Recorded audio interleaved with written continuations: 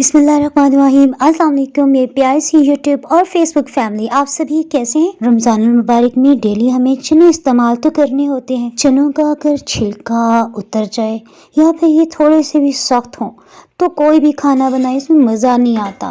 Perfectly चनों को किस तरह से उबाला जाए, इसके लिए बेसिक क्या टिप्स और ट्रिक्स हैं, इन सभी से आज हम इस वीडियो में आपको आगाह करेंगे। लेकिन इससे पहले अगर आप इस चैनल पर नए हैं और मज़ीद रेसिपीज़ और व्लॉग सीखना चाहते हैं तो ब्लैक सब्सक्राइब के बटन के साथ साथ अगर आप बेल आइकन को प्रेस कर लेंगे ना तो नई आने वाली हर वीडियो का नोटिफिकेशन आपको सबसे पहले और फ्री में मिल जाएगा। बाज़ का ऐसा भी होता है कि हम चनों को उबालते हुए थक जाते हैं लेकिन चने गल नहीं सकते, तो इसके लिए मैं आपको बताती चलूँ। चने आप चाहे सफ़ेद इस्तेमाल करें चाहे काले चने हों।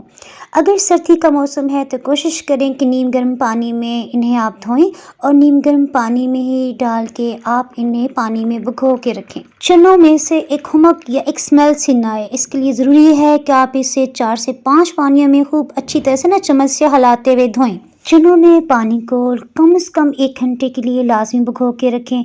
इस टाइम में आपने इसमें मीठा सोडा या बेकिंग सोडा कुछ भी नहीं डालना। अगर ये आप डाल देंगे तो चने जब उबलेंगे इनका छिलका अलग हो जाएगा। चना चाट में बहुत बुरा लगता है अगर चने के छिलके अलग हुए हों। अब यहाँ पे चने जो है मैं चना चाट के लिए बॉयल कर रही हूँ। इसके लिए सबसे पहले हमने 3 से 4 पानी में अच्छी तरह से धो लिया ना। अब हम इसे तकरीबन कम से कम आपने कोशिश करनी है कि 1 घंटे के लिए लाजमी भिगोएं।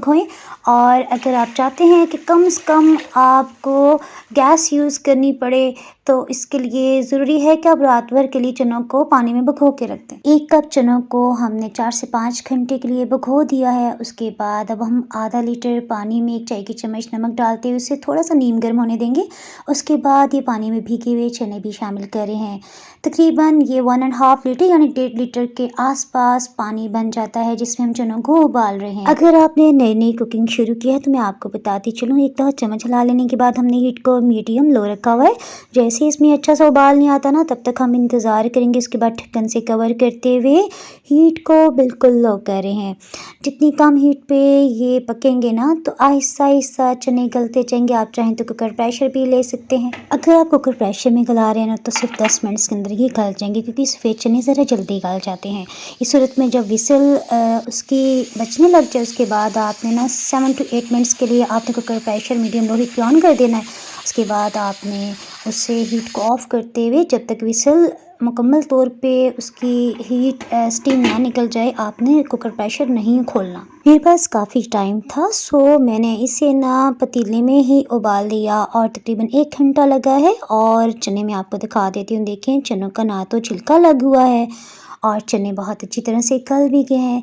ये मैं आपको तोड़ के भी दिखा देती हूँ। ये देखिए मक्खन जैसे चने नरम हो चुके हैं। इन चनों को चाहे आप दही बल्लों में इस्तेमाल करें, चना चाट बनाएं, चाहे आप किसी की तरह की भी कोई भी डिश बनाएं, इंशाल्लाह आपका इम्प्रेशन बहुत अच्छा होगा आपकी फैमिली पे जिनको भी आप ये खिला रहे हैं कि हाँ भाई आप भी परफेक्ट कुकिंग कर सकते हैं। चने ना समटाइम्स 45 to 50 मिनट्स भी ले लेते हैं, यानी 45 से 50 मिनट्स भी। 1 घंटे के बाद 50 मिनट्स के बाद आपने ना वक्फे से इसे चेक ज़रूर करना है चने गल गए हैं या नहीं।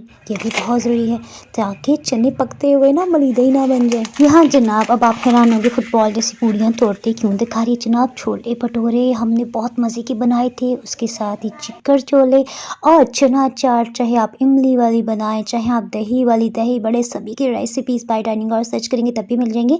इसी तरह मैं ऊपर आई बटन के साथ साथ नीचे डिस्क्रिप्शन बॉक्स में भी सभी रेसिपीज़ का लिंक दे दूँगी, आप वहाँ से देख सकते हैं। तो हमें याद रखें वीडियो लाइक और शेयर करना नहीं भूलना। मैं भी जल्दी से इफ्तार की तैयारी कर लूँ क्योंकि दोपहर के 3 बजने ही वाले हैं। तो हमें याद रखें। अल्लाह हाफिज़।